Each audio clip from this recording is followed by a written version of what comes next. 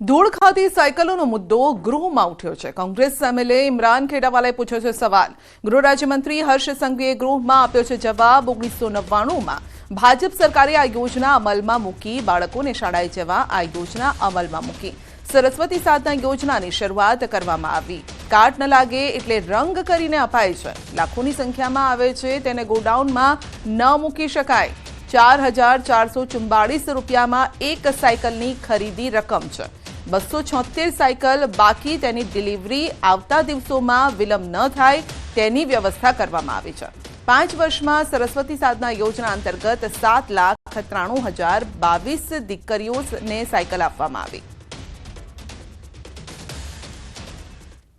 રાજકોટમાં બે જૂથ વચ્ચે મારામારીનો બનાવ બન્યો છે। કંજીવાલા વિસ્તારમાં બે જૂથ વચ્ચે થઈ હતી મારામારીનો વિડીયો વાયરલ થયો છે। કયા કારણસર મારામારી થઈ તે અંગે કોઈ સ્પષ્ટતા નથી। છુટ્ટા હાથે મારામારી થઈ છે। કેટલીક મહિલાઓ સાથે પણ મારામારી થઈ છે। પોલીસે વિડીયોના આધારે તપાસ પણ શરૂ કરી છે।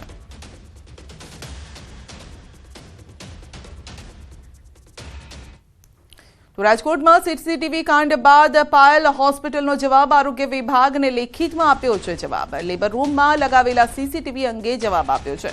લેબર રૂમમાં કિંમતી સામાન હોવાથી સીસીટીવી લગાવ્યા। સ્ટાફ દર્દીઓ સિવાય કોઈને પ્રવેશ હોતો નથી। અને હવે સૌથી મોટો સવાલ તો એ ઉઠી રહ્યો છે કે સ્ત્રીઓને ઇન્જેક્શન આપવા સહિતના રૂમમાં કયા પ્રકારનો કિંમતી સામાન રાખવામાં આવ્યો હતો। શું સેફટીના નામે પાયલ મેટર્નિટી હોસ્પિટલ દ્વારા પોતાનો બચાવ કરવામાં આવી રહ્યો છે? આવા સવાલો પણ ઊભા થઈ રહ્યા છે।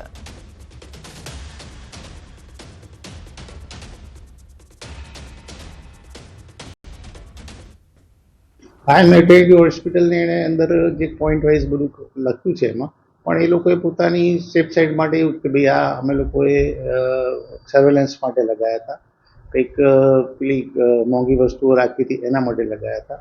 અને અમારો ઈરાદો એવો કોઈ હતો નહીં। આ તો ખાલી હેક થયું છે અને એના કારણે અમારે જે તકલીફ થઈ છે, બાકી એ લોકોએ ડિનાય જ કર્યું છે કે ભાઈ અમારે જે લગાવ્યું છે એ બરાબર જ લગાવ્યું છે।